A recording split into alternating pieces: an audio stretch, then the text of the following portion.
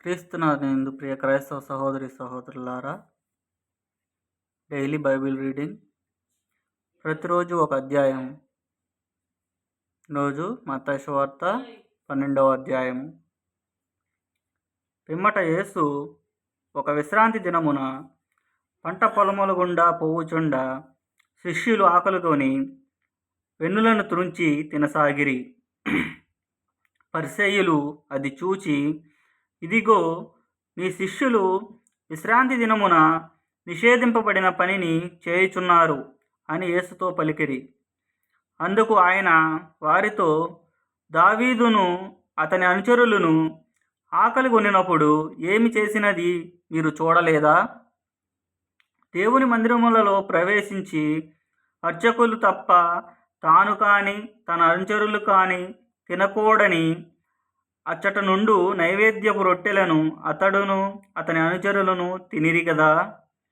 దేవాలయములో యాజకులు విశ్రాంతి దినమున విశ్రాంతి నియమమును ఉల్లంఘించియు నిర్దోషులగుచున్నారని ధర్మశాస్త్రమందు మీరు చదవలేదా? దేవాలయము కంటెను అధికుడగు వాడు ఇక్కడ ఉన్నాడని మీతో చెప్పుచున్నాను. నేను కనికరమును కోరుచున్నాను, బలిని కాదు అను వాక్యమునందలి భావమును మీరు ఎరిగిన ఎడల నిర్దోషులను మీరిట్లు నిందింపరు. ఏలయన మనుష్య కుమారుడు విశ్రాంతి దినమునకు కూడా అధిపతి అనెను. తరువాత ఆయన ఆ స్థలమును విడిచి వారి ప్రార్థనా మందిరమున ప్రవేశించెను. అచ్చట ఊచ చేయగలవాడు ఒకడుండెడు. కొందరు యేసుపై నేరమును మోపదలచి, విశ్రాంతి దినమున స్వస్థపరుచుట చట్టబద్ధమైనదా అని ఆయనను ప్రశ్నించిరి. అందుకు ఆయన, ఏమి మీలో ఎవడైనా విశ్రాంతి దినమున తన గొర్రె గోతిలో పడినచో దానిని పట్టి వెలుపులకు తీయడా? గొర్రె కంటే మనుష్యుడు ఎంతో విలువగలవాడు కదా. కాబట్టి విశ్రాంతి దినమున మేలు చేయుట తగును అని సమాధానమిచ్చెను. పిమ్మట యేసు ఆ ఊచ చేయి వానితో, నీవు చేయి చాపుము అనెను. అతడట్లే చేసెను. దానికి స్వస్థత చేకూరి రెండవ చేయవలె నుండెను. పరిసయ్యులంతట వెలుపలికి వెళ్ళి ఆయనను ఎట్లు అంత మొందింతుమా అని కుట్ర చేయసాగిరి. యేసు అది గ్రహించి అట నుండి వెడలిపోయెను. అనేకులు ఆయనను వెంబడించిరి. రోగులనెల్లా ఆయన స్వస్థపరిచి తనను గూర్చి తెలుపవలదని వారిని ఆజ్ఞాపించెను. యెషయా ప్రవచనము ఇట్లు నెరవేరెను. అది ఏమనా, ఇదిగో, ఇతడు నా సేవకుడు, నేను ఎన్నుకొన్నవాడు, నాకు ప్రియమైన వాడు, ఇతని గూర్చి నేను ఆనందించుచున్నాను. ఇతనిపై నా ఆత్మను నిలిపెదను. ఇతడు జాతులకు నా న్యాయమును ప్రకటించును. వివాదములాడడు, కేకలు వేయడు. వీధులలో ఎవరునూ అతని స్వరమును వినరు. అతడు నలిగిన రెల్లును విరువడు, మకమకలాడుచున్న దీపము నార్పడు. న్యాయమునకు విజయము చేకూర్చునంత వరకు పట్టు విడువడు. జాతులు అతని నామమునందు విశ్వసించును. అంతటా పిశాచగ్రస్తుడగు ఒక గుడ్డి మూగవానిని యేసు వద్దకు జనులు తీసుకుని వచ్చిరి.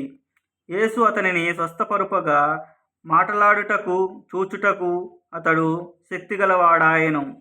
అచ్చట ప్రజలెల్లా విస్మయమైందిరి. ఆయన దావీదు కుమారుడు కాడా అని చెప్పుకొనుచుండిరి. పరిసయ్యులు ఆ మాట విని, ఇతడు దయ్యములకు అధిపతియగు బెల్జబూలు వలననే దయ్యములను వెడలగొట్టుచున్నాడు అనిరి. యేసు వారి తలంపులను గ్రహించి, అంతఃకలహములతో వివిక్తమైన ఏ రాజ్యమునకును నాశనమగును, ఏ పట్టణమునైనను ఏ కుటుంబమైనను స్థిరముగా నిలవజాలదు.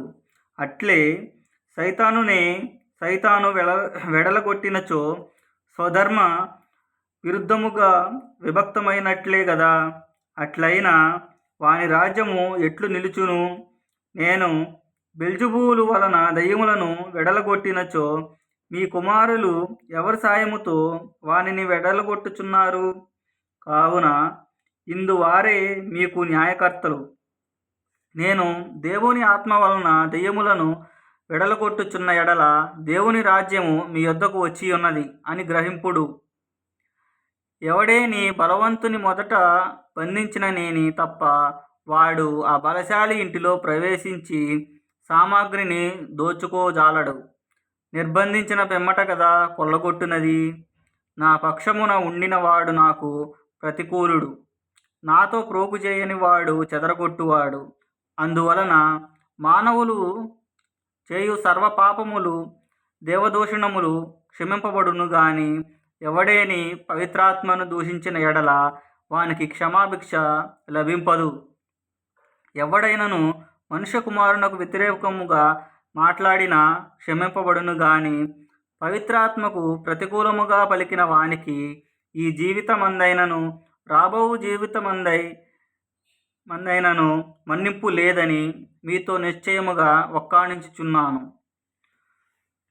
పండు మంచిదైన చెట్టు మంచిదనియు పండు చెడుదైన చెట్టు మంచిది కాదనియు చెప్పుదురు. పండును బట్టి చెట్టు స్వభావమును తెలుసుకొందురు. ఓ సర్పసంతానమా, దుష్టులైన మీరు మంచిని ఎట్లు మాట్లాడగలరు? హృదయ పరిపూర్ణత నుండి కదా నోటి మాట వెలువడినది. మంచివాడు తమ మంచి నిధి నుండి మంచి విషయములను తెచ్చును, చెడ్డవాడు తన చెడు నిధి నుండి చెడు విషయములను తెచ్చును. తీర్పు దినమున ప్రతి ఒక్కడు తాను పలికిన ప్రతి వ్యర్థమైన మాటకు సమాధానము ఇవ్వవలసి ఉన్నదని నేను మీతో చెప్పుచున్నాను. నీ మాటలను బట్టి నీవు దోషివో నిర్దోషివో కాగలవు. బోధకుడా, నీవు ఒక గుర్తును చూపవలెనని మేము కోరుచున్నాము అని కొందరు ధర్మశాస్త్ర బోధకులు పరిసయ్యులు యేసుతో పలికిరి. అప్పుడు యేసు ప్రత్యుత్తరముగా, దుష్టులు దైవభ్రష్టులనగు మీరు ఒక గుర్తును కోరుచున్నారు, కానీ యోనా ప్రవక్త చిహ్నము కంటే వేరొకటి వీరికి అనుగ్రహింపబడదు.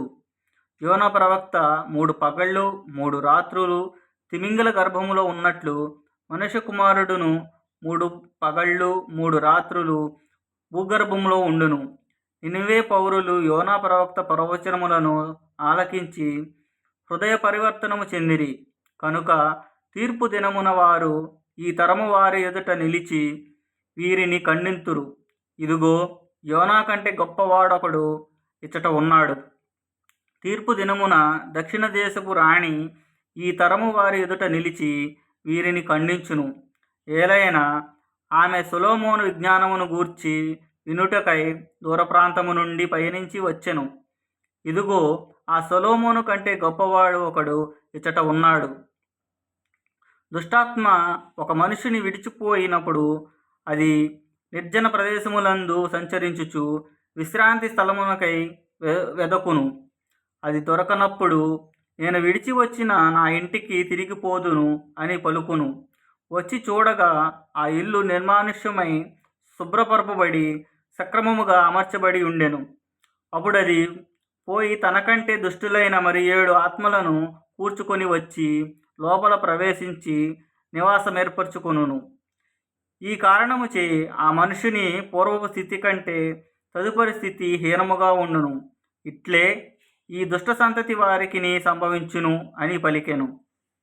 యేసు ఇంకను జనసమూహముతో మాట్లాడుచుండగా ఆయన తల్లియు ఆయన సోదరులను అతడికి వచ్చి ఆయనతో సంభాషింప కోరి వెలుపల నిలిచియుండిరి. అప్పుడు ఒకడు, మీ తల్లియు సోదరులు వచ్చి మీతో మాట్లాడుటకై వెలుపల వేచియున్నారు అని చెప్పాను. యేసు అతనితో ప్రత్యుత్తరముగా, నా తల్లి ఎవరు, నా సోదరులు ఎవరు అని తన శిష్యుల వైపు చూచుచు, వీరే నా తల్లి సోదరులు అని చెప్పాను. మరియు పరలోకమందున్న నా తండ్రి చిత్తమును నెరవేర్చువాడు నా సోదరుడు, నా సోదరి, నా తల్లి అని పలికెను. ఆమేన్.